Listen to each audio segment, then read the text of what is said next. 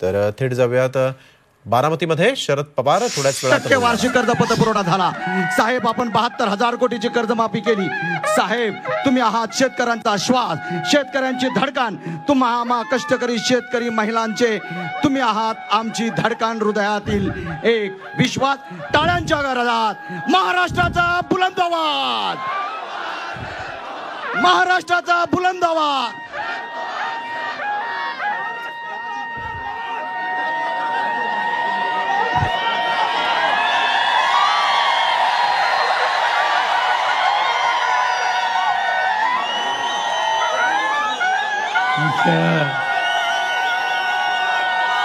या कार्यक्रमासाठी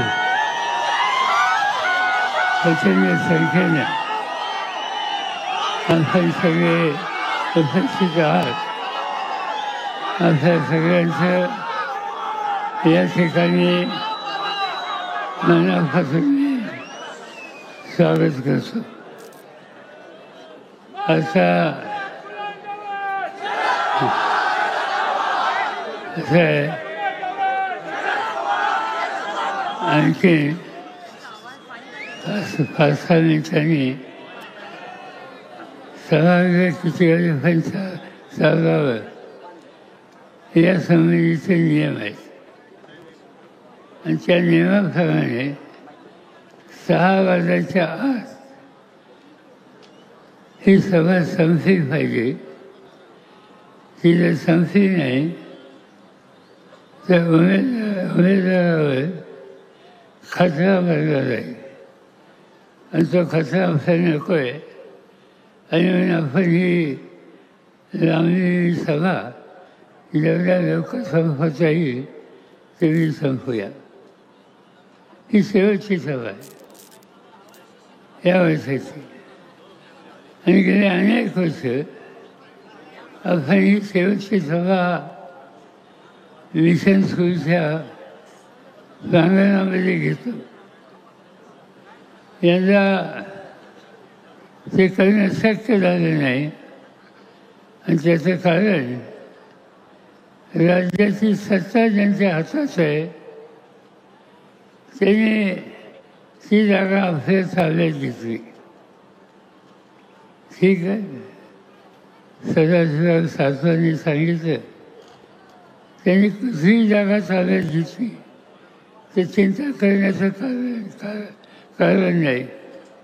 आपण दुसरी जागा घेऊ.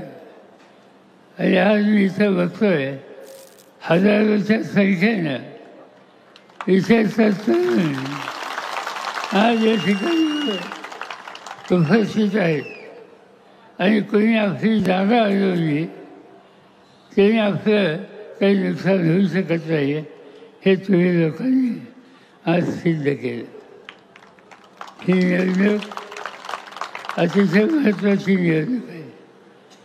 सगळ्या जगाचं लक्ष आहे. मध्यंतरी कन्हेरीला नारळ फोडायची सभा होती आणि एका कोपऱ्यामध्ये एक कोणतरी न ओळखीचा माणूस उभा होता. माझ्या लक्षात आलं हा पत्रकार आहे. सभा संपल्यावर त्यांना मी बोलवलं, विचारलं कुठून आला आहे. त्यांनी सांगितलं अमेरिकेतून आलो आहे. म्हणजे अमेरिकेतून आलो आहे कन्हेरीला?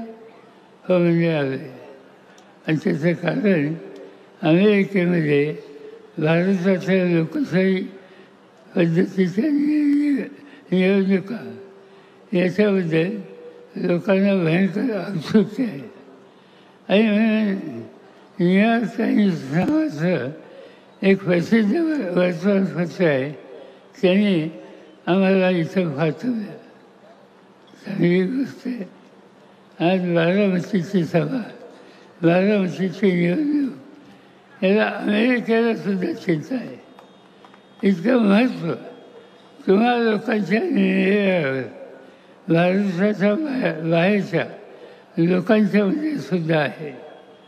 आणि आत्ताच आपण ही भाषणं 2 ऐकली.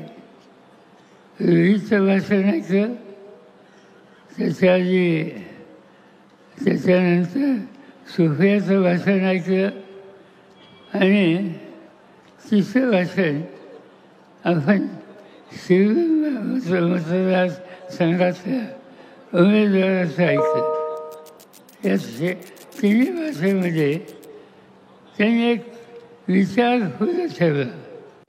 हा देश कसा चालवायचा, कुणी चालवायचा, प्रश्न कोणते आहेत आणि ते सोडवण्याचा अधिकार ज्यांच्याकडे आहे त्यांच्याकडून काय फावलं टाकली याबद्दलचा विचार हा आपल्या सगळ्यांच्या समोर आहे. मला स्वतःला आनंद आहे की या तिन्ही भाषणामध्ये अत्यंत महत्त्वाची भूमिका या तिन्ही वक्त्यांनी या ठिकाणी मांडली.